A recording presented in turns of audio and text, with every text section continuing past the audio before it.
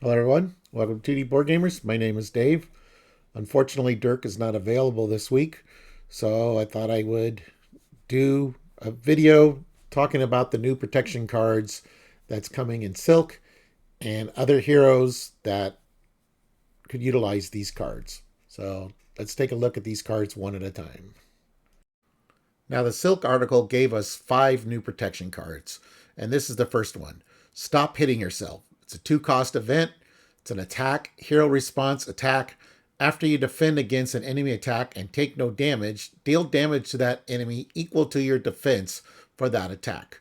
So this is great for perfect defense characters who's going to have their defense high. People who have maybe a natural 3 defense, and then you put an armor vest on them, and now they have a 4 defense. So that would do 4 damage. Silk would also get extra defense based on the cards that are tucked under her when she uses spider reflexes.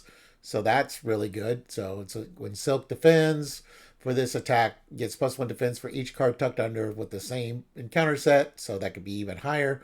But I think a natural hero that would love this card is Ghost Spider. Now, she is on the artwork, but it is a response. And so after you resolve an interrupt or responsibility on an event, ready Ghost Spider, limit once per phase. So this is a way for her to get ready during the villain phase. And that protection, I feel, is Ghost Spider's best aspect because you've got a lot of these cards that you can do stuff on the villain phase, which then you're ready to be active during the hero phase. So that's good. Next, we have Scarlet Spider. It's a 3-cost ally, 1 thwart, 2 consequential, 1 attack, 2 consequential. He's a web warrior. He's got 5 hit points. Interrupt. When another web warrior character would take any amount of damage, Scarlet Spider takes that damage instead. Now, originally, I thought this was the same character of the Scarlet Spider we already have, which is a basic, but it's actually a different character. That is Kane. And he's a 4-cost basic ally, 1 thwart, 2 attack, 4 hit points. He's a web warrior. Play only if you control a web warrior card. Interrupt. When you would reveal an encounter card, name a card type, then look at the top. Look at that card. If that card is of the name type, deal 1 damage to Scarlet Spider and draw 1 card. So both of these characters, but mainly we're going to talk about the Ben Riley's Protection Scarlet Spider, would be good for any web warrior deck. So that's where I can see the use. Silk, of course, is a web warrior, but this would go good with Ghost Spider and a Spider-Man Miles Morales deck as well. So yeah, any web warrior deck that you want to make, Scarlet Spider Ben Riley would be a good choice. Next, we have Energy Shield. So, of course, this is you could put this on your hero. So, when you're doing a perfect defense, if you don't quite make it, you have a way to avoid taking some damage by spending some energy.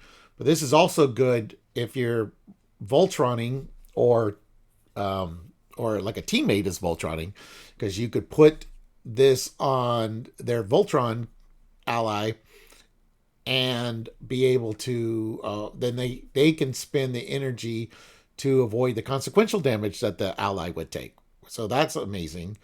Or you could play as Spider Woman and do a leadership protection deck, and then you could have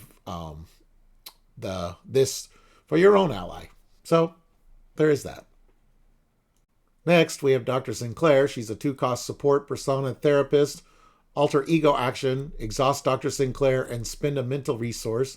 Heal damage from your alter ego equal to your recovery. You may discard 1 status card from your identity. Any player may trigger this ability. So this is a great way to take a recovery without having to exhaust yourself. And like the turn you go down, and then the turn that you come back up, you can even do it again. And then you would not be exhausted. This would be great for support players. And I don't know, you could still do it in conjunction with the Night Nurse, which is spend 3 medical counters, exhaust Night Nurse, and remove 1 medical counter from her to heal 1 damage from a hero and discard one status card from it. So if you're going for the full support character, you could have both of these. But yeah, otherwise, I'm not sure if you'd want both every time. But anyways, that's good.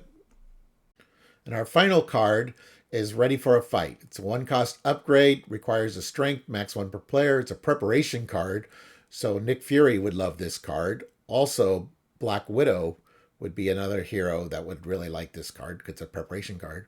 But when an enemy would scheme, discard Ready for a Fight, change to hero form, that enemy attacks you instead. Now, this reminds me of Nick Fury's stealth suit. The stealth suit is an item tech, suit form permanent, forced interrupt hero. When an enemy would attack you, it schemes instead. Place 1 threat from that activation here instead of on the main scheme if there is 5 or less threat on this card. So, Ready for a Fight kind of gives everybody the stealth suit, at least preventing it from scheming. But it would be an attack. So that would be the slight difference. However, if you are playing Nick Stealth, then that would actually turn around and become a scheme as well. But this Ready for the Fight has the same feeling as the Colossus card that allows you to switch forms when the villain activates. So that is really good. So that is a look at the protection cards that were revealed in the upcoming Silk Hero Pack from the article. Definitely looking forward to these new cards and trying them out with older heroes as well.